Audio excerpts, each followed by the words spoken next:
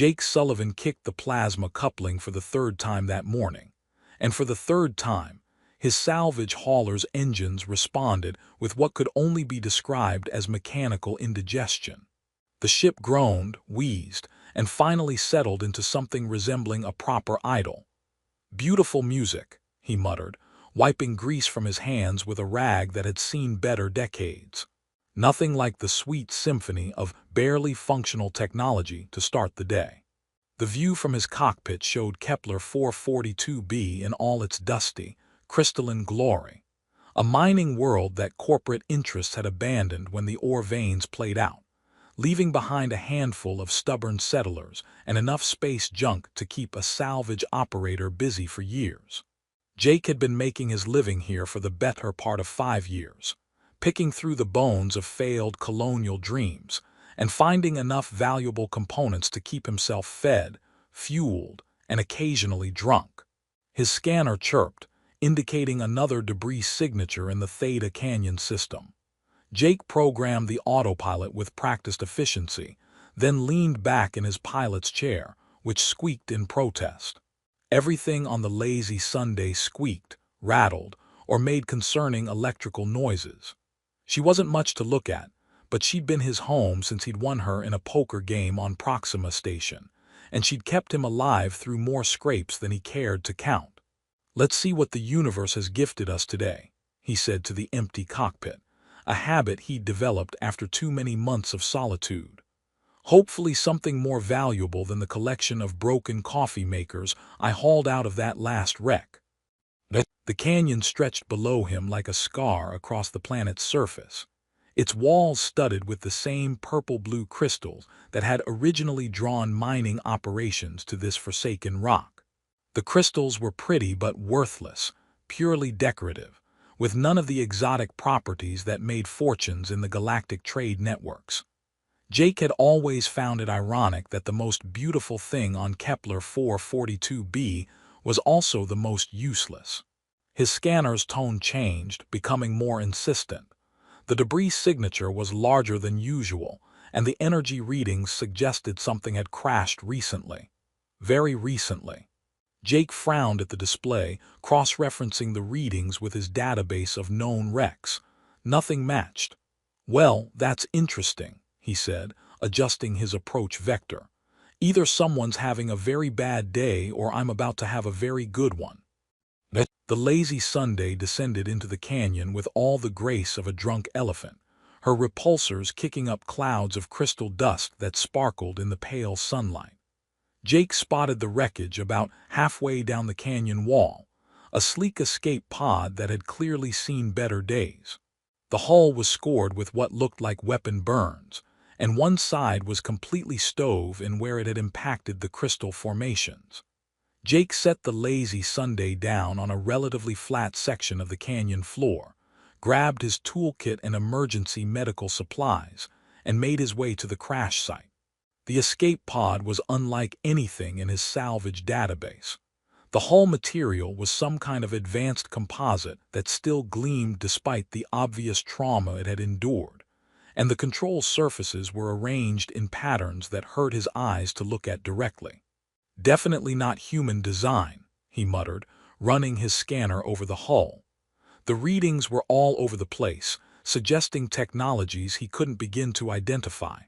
"Which means either this is going to make me rich or it's going to kill me, possibly both." The pod's emergency release was standard enough, though it took him several minutes to figure out the activation sequence. When the hatch finally cycled open, Jake's breath caught in his throat. Inside was a woman, or something very much like a woman. She was unconscious, her breathing shallow and irregular, with dark stains across her clothing that could only be blood.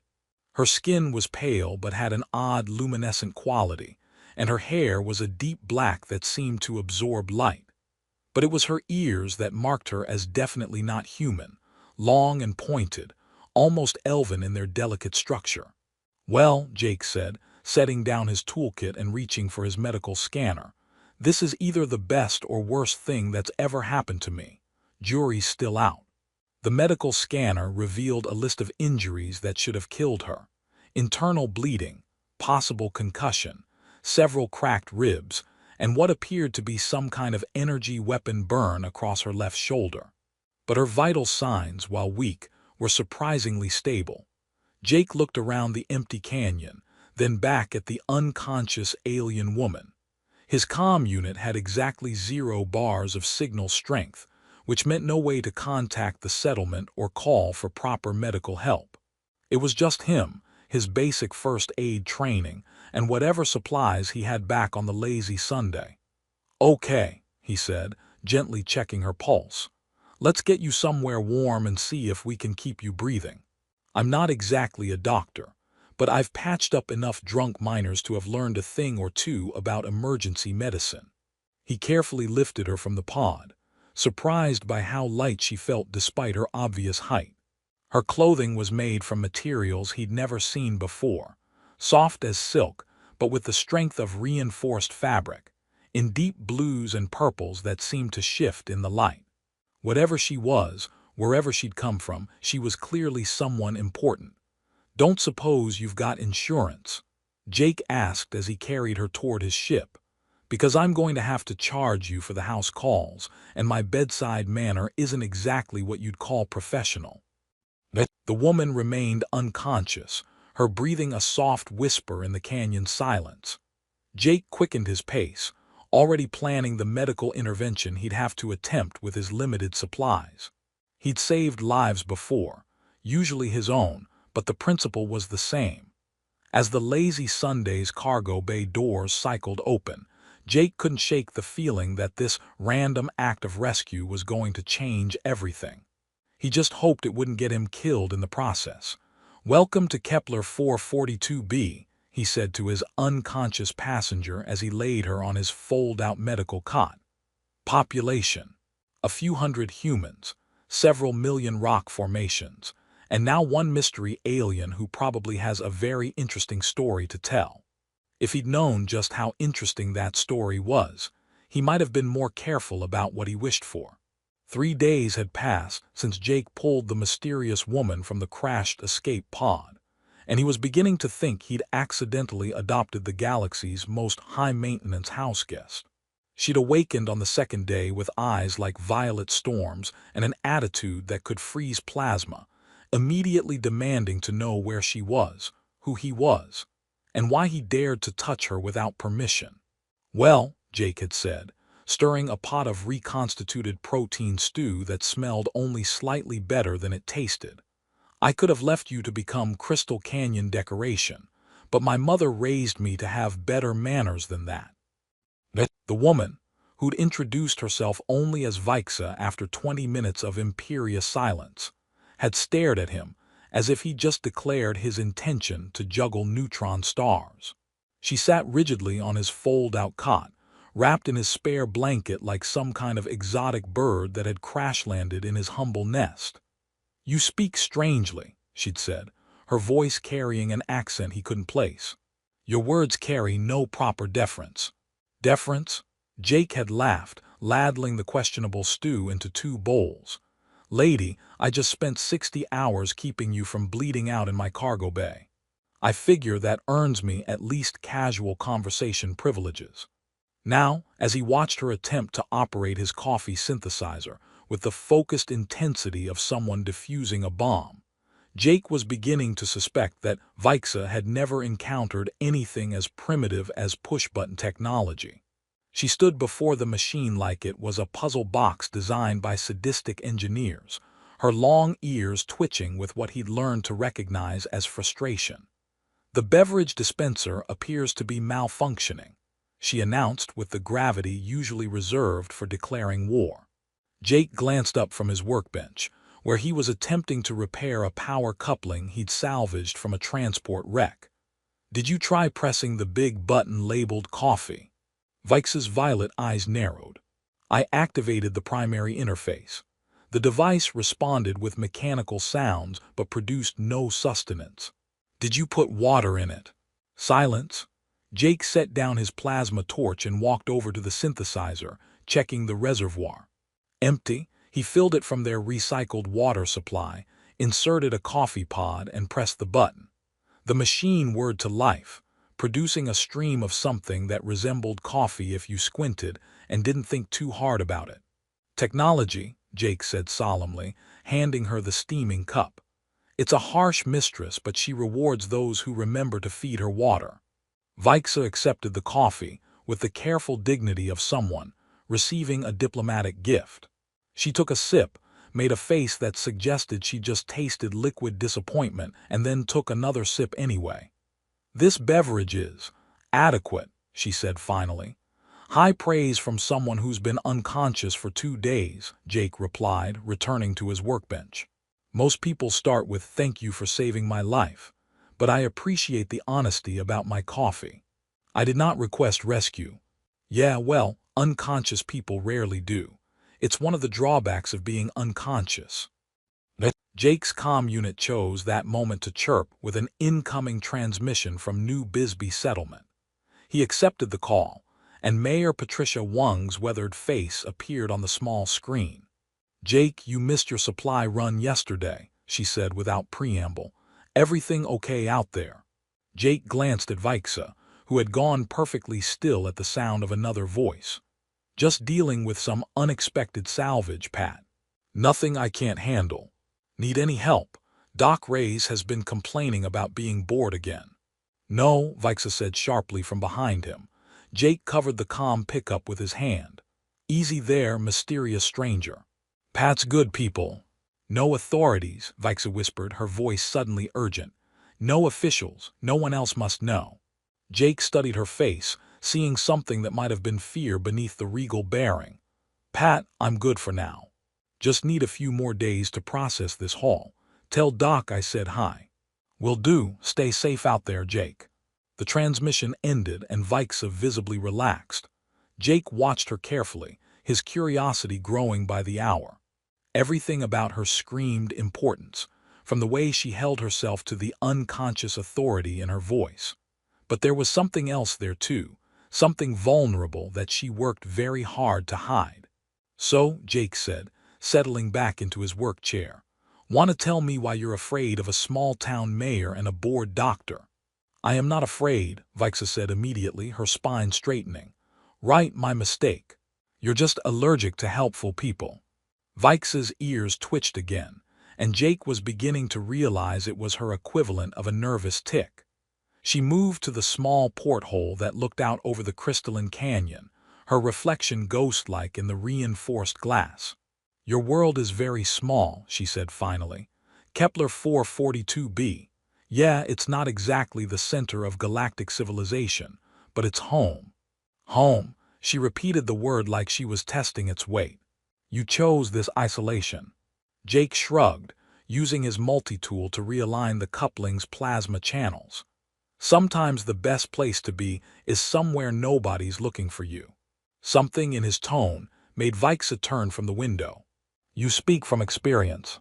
Don't we all?" For a moment something passed between them, a recognition of shared understanding that neither was willing to name. Then Jake's torch sparked, filling the air with the sharp smell of ozone, and the moment passed. "Besides," Jake continued, "isolated doesn't mean lonely. I've got my work, the occasional visit to town, and now I've got a mysterious house guest who treats my coffee like it might be poisonous." "It may well be," Vixa said, taking another sip anyway. Jake laughed. "Fair point. I've never been accused of being a culinary artist." Across the galaxy, on the bridge of the massive dreadnought Eternal Dominion, General Korath stared at the tactical display showing search patterns across 17 star systems. His scaled features were grim as he processed the latest reports from his scout fleets. "Still nothing, General," his aide reported. "No trace of the Imperial pod's trajectory after it entered the Kepler system." Korath's claws extended slightly, scraping against his command chair. "The Empress has been missing for 3 days. Expand the search. Every inhabited world, every asteroid mining station, every salvage operation." "Sir, there are hundreds of possibilities in the Outer Rim territories." "Then we search hundreds of possibilities." Korath's voice carried the weight of absolute authority. "The hegemony cannot survive without its empress. Find her." Meanwhile, in a dingy cantina on the trade world of Nexus Prime, a very different conversation was taking place. "You're certain she's dead?" The speaker wore the hooded robes of the Shadow Syndicate, his features hidden in artificial darkness. "The assassination was flawless," his companion replied. "Her ship was destroyed, her pod jettisoned into empty space. Even if she survived the initial attack, there's nothing but mining worlds and dead systems in that sector. She's either dead or dying slowly on some forgotten rock. Then the time has come to move against the hegemony. Without their precious empress, their military commanders will turn on each other within weeks." Back on Kepler 442b, Jake finished his repairs and looked up to find Vixa watching him work with undisguised fascination. "You possess considerable technical skill," she said. "Thanks. 15 years of keeping junk running teaches you a few tricks. She paused, seeming to choose her words carefully. "Where I come from, such work is performed by specialized technicians. Must be nice to have specialists. Out here you learn to be your own specialist, or you learn to walk home." Vix's lips curved in what might have been the beginning of a smile. "Walk home across the void of space. It's a figure of speech, means you're stuck." She considered this. "Your language contains many such colorful expressions. Stick around long enough, and I'll teach you some that would make a cargo hauler blush." For the first time since awakening, Vixa laughed, a sound like silver bells in a gentle breeze. The laugh seemed to surprise her as much as it did Jake, and she quickly composed herself back into regal stillness. "You are unusual," she said. "I'll take that as a compliment." It was intended as one. Jake smiled and returned to his work, but he could feel her eyes on him, studying him with an intensity that was both flattering and slightly unnerving. Whatever secrets she was carrying, whatever had sent her fleeing across the galaxy in a damaged escape pod, he found himself hoping she'd trust him enough to share them. After all, everyone deserved someone who'd offer them questionable coffee and a safe place to heal. Jake woke to the sound of his quantum processor humming at frequencies that shouldn't have been possible with his ancient hardware. He rolled out of his sleeping alcove to find Vixa standing over his main workstation, her hands moving across the interface with fluid precision that made his own technical skills look like cave painting. "Please tell me you're not trying to contact your alien overlords," he said, rubbing sleep from his eyes. "Because my insurance definitely doesn't cover interdimensional invasions." Vixa paused in her work, her pointed ears twitching with what he'd learned meant she was either amused or plotting his demise. With her, it was often hard to tell the difference. "I am optimizing your computational matrix," she said with the tone of someone announcing they'd reorganized his sock drawer. "Your systems were operating at approximately 12% efficiency." Jake looked at his displays, which were now showing readouts he'd never seen before. Power distribution curves that actually curved, processing speeds that defied the laws of physics as he understood them, and what appeared to be his coffee maker somehow integrated into the navigation system. He said intelligently. "That's either brilliant or completely insane. The two are not mutually exclusive." "Fair point." Jake poured himself coffee from the machine that was now apparently part of his ship's neural network. "So what's my 12% efficiency salvage hauler running at now?" 93%. I would have achieved full optimization, but your plasma couplings are held together with what I believe you call space tape and optimistic thinking." "Space tape is a perfectly legitimate repair medium," Jake protested. "It's got tensile strength ratings and everything." Vixa turned to look at him, and for a moment her imperious mask slipped, replaced by something that might have been genuine curiosity. "You find humor in the precarious nature of your existence. Beats crying about it. Besides, if you can't laugh at the universe trying to kill you, what's the point?" "The point," Vixa said slowly, "is survival, conquest. The accumulation of power to ensure that the universe cannot harm you." Jake nearly choked on his coffee. "That's the most depressing thing I've ever heard, and I once watched a documentary about the heat death of the universe. It is reality. Maybe your reality. Mine involves fixing things, helping people when I can, and making really terrible jokes to cope with the existential dread. Vixa stared at him for a long moment, her violet eyes searching his face as if she were trying to decode an alien language. Which Jake supposed she probably was. "You helped me," she said finally, "without knowing who I was, without expecting compensation." "Yeah, well, you looked like you needed help. It's not exactly rocket science." "But it is," Vixa said with sudden intensity. "Do you have any idea how rare such instinctive compassion is in this galaxy?" Jake shrugged, uncomfortable with the direction the conversation was taking. "Can't be that rare. Most people are decent if you give them the chance." "Most people," Vixa said quietly, "would have stripped my pod for salvage and left me to die." "Then you've been hanging around the wrong people." Before Vixa could respond, Jake's long-range scanner began beeping insistently. He turned to the display, frowning at the readings. "Well, that's interesting," he muttered. "Looks like we've got company coming. Big company." On the scanner, a ship signature was approaching from the outer system. Something massive, military, and definitely not from around here. Jake's enhanced sensors, courtesy of Vixa's mysterious upgrades, were providing detail he'd never been able to see before. "Hegemony patrol cruiser," Vixa breathed, her face going pale. "They've found me." "Friends of yours?" "Yes, no, it's complicated. Most relationships are. Question is, are they the kind of complicated that involves rescue parties or the kind that involves people shooting at us?" Vixa moved to the comm station with sudden urgency. "We need to leave, now." "Hold on there, princess. That thing's got us on sensors by now. If we run, they'll know we're hiding something. If we stay put and act normal, they might just do a routine sweep and move on. You don't understand. If they find me, then we make sure they don't." Jake was already moving toward the pilot's seat. "I've been dodging authority figures my whole life. Trust me, I know a thing or two about looking innocent." The incoming ship was close enough now that they could see it through the viewport. A sleek predator of metal and energy weapons that made Jake's little hauler look like a child's toy. As they watched, smaller craft began detaching from the main ship, spreading out in a search pattern. "Okay," Jake said, settling into his pilot's chair. "Time for some advanced hiding. Vixa, I need you to power down anything that might read as non-standard on their sensors. The optimization protocols I implemented. We'll have to wait. Right now, we need to be the most boring salvage hauler in the galaxy."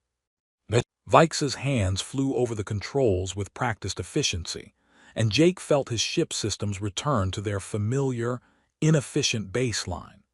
The quantum processor's song died back to its usual wheeze, and his coffee maker disconnected from navigation with what sounded like electronic disappointment. "There," Vixa said, "we are now adequately boring. Music to my ears." The first patrol craft swept over their position, its searchlights painting the canyon walls in stark relief. Jake activated his emergency beacon and began broadcasting on standard salvage frequencies. "Patrol vessel, this is Independent Salvager Lazy Sunday, currently conducting routine operations in the Theta Canyon system. Everything's nice and boring down here." The patrol craft circled back, its pilot's voice crackling over the comm. "Lazy Sunday, we're conducting a security sweep of this sector. Prepare for boarding inspection." Jake felt Vixa tense beside him. "Boarding inspection. Standard procedure," he said quietly. "They're looking for someone or something specific. All we have to do is convince them we're not it." "Jake," Vixa said, her voice carrying a note he'd never heard before. "There's something you should know about who I am. Unless you're a wanted criminal or an escaped zoo animal, it can wait. I am neither, but then we're good. Just follow my lead and try to look like a salvager's assistant." "A salvager's assistant?" "Yes, you know. Helpful, hardworking, definitely not royalty or whatever you actually are." The patrol craft touched down nearby, and through the viewport they could see armored figures emerging. They moved with military precision, weapons ready but not aimed. "Here we go," Jake muttered. "Remember, we're just two people trying to make an honest living stripping valuable components from dead ships. Nothing suspicious about that." "I have never pretended to be common," Vixa said, panic creeping into her voice. "There's a first time for everything. Just think of it as method acting." The boarding party reached their cargo bay, and Jake activated the door controls. 3 heavily armed soldiers entered, their armor bearing insignia he didn't recognize. Their leader, a scarred veteran with the bearing of someone who'd seen too many battles, looked around the cramped interior with professional interest. "Routine inspection," the leader announced. "We're tracking a priority target in this system." "Happy to help," Jake said with his best civilian trying to be helpful voice. "Haven't seen anything unusual, just me and my assistant here, working the salvage circuit." The leader's gaze shifted to Vixa, who stood frozen beside the workstation. For a moment, Jake thought they were caught. Then Vixa did something that surprised him. She slouched. "Hard work," she said in a voice pitched slightly lower than usual. "Good honest work." Jake had to admire her effort. Even if her idea of acting common involved sounding like she was reading from a script written by someone who'd never met a working person. The soldiers, however, seemed satisfied with the tableau of boring normalcy they presented. "Any other ships in the area?" the leader asked. "Not for days," Jake replied truthfully. "It's pretty quiet out here." The leader nodded, already losing interest. "If you see anything unusual, unidentified ships, escape pods, anything, contact the nearest hegemony outpost immediately." "Will do, officer. Always happy to cooperate with the law."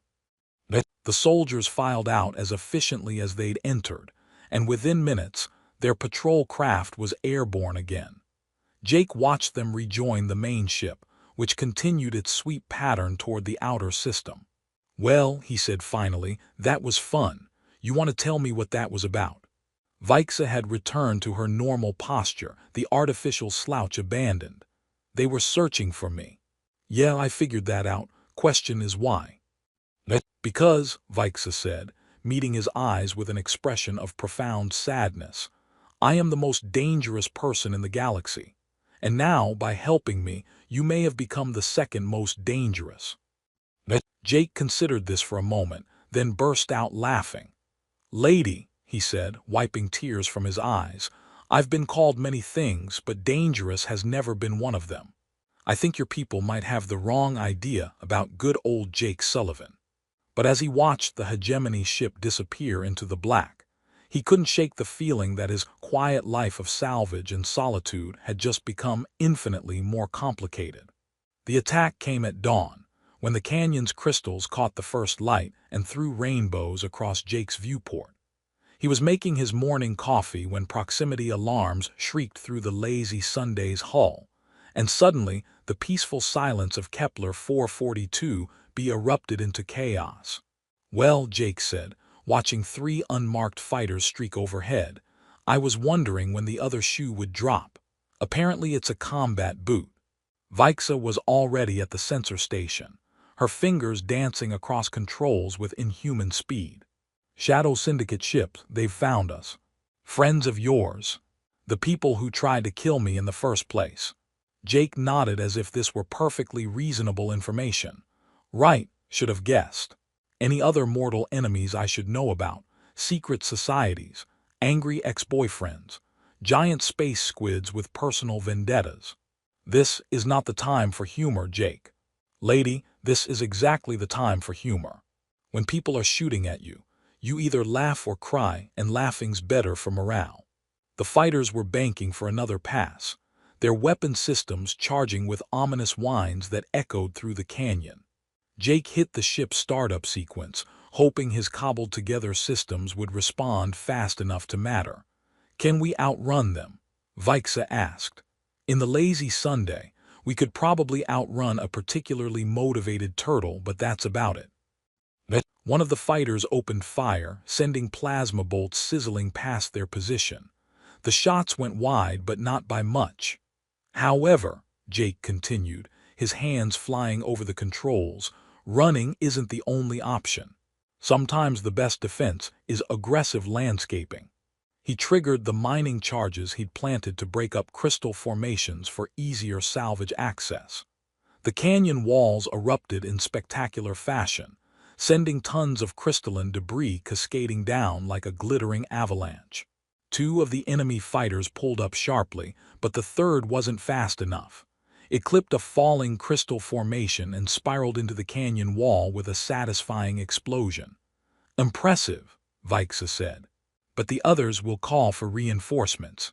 Then we better make sure they can't." Jake was already activating systems he'd never expected to use. Time to see what your upgrades can really do. The lazy Sunday lifted off with power and grace that defied her ramshackle appearance.